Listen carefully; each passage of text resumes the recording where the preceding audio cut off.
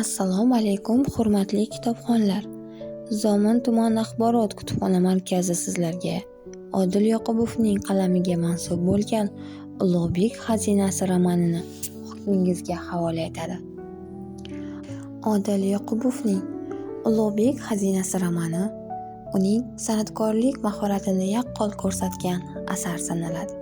Asarda Movarounnahrda 40 yil ma'rifatli shoh bo'lgan, muruvvatli fuqaroparvar hukmdor sifatida shuhrat qozongan, butun iqtidori va salohiyatini o'z davlati, o'z eli osoyishtaligiga sarf qilgan Ulug'bek siymosi sahifalar osha qad ko'tariladi. Asarda Temuriylar hukmronligi va Olam Mirzo Ulug'bekning shaxsiy hayoti, fojiaviy qismati, shogirdi Ali Qushchi hamda Qalandar Qarnoqiyning qay tarzda Mirzo Ulug'bek kitoblarini saqlab qolishganligi kabi voqealar yoritilgan.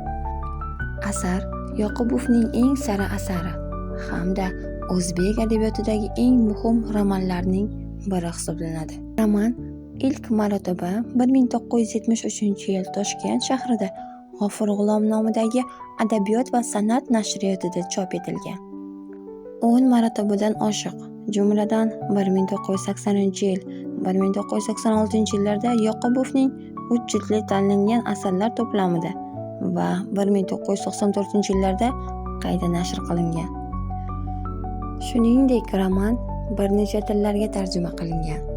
Ulug'bek siymosi yaratilgan asarlar orasida Odil Yoqubovning Ulug'bek xazinasi romani alohida ajralib turadi. Ulug'bekdan so'z ochgan har bir qalamkash bu ajoyib asarni chetlab o'tishi mumkin emas.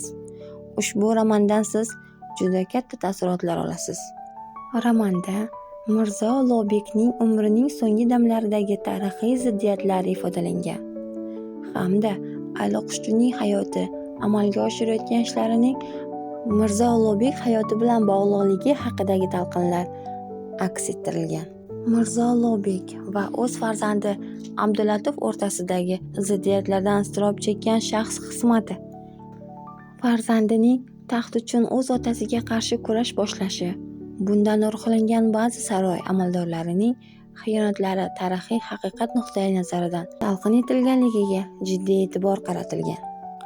Shunday murakkab tarixiy sharoitda shogirdi Ali Qushchining ustozi Mirzo Ulug'bekka bo'lgan ishonchi va sadoqati, farzandi Abdulatif xiyonat qilib turgan bir vaqtda uning ustoziga munosabati o'zgarmaganligi, aksincha hayotini xavf ostiga qo'yib, saroydagi yillar davomida yaratilgan asarlarni saqlash uchun qilgan harakatlari yorqin lavhalarida talqin etilganligi, bu esa tarixiy haqiqatning badiiy ifodasi ekanligi alohida ta'kidlanadi. Jumladan, romanda Ulug'bek hayotining so'nggi davrlari hikoya qilinishdan boshlanadi.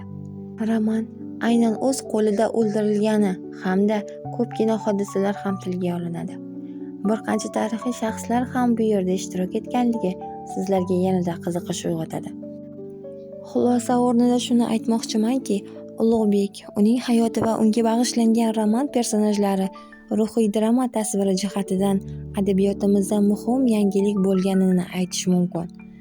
Biz yosh avlod mana shunday mahorat bilan yozilgan asarlar orqali o'tmishimizda naqadar buyuk ajdodlarimiz yashab o'tganini bilamiz va kelajak avlod uchun faxr va iftixor bilan ayta olamiz.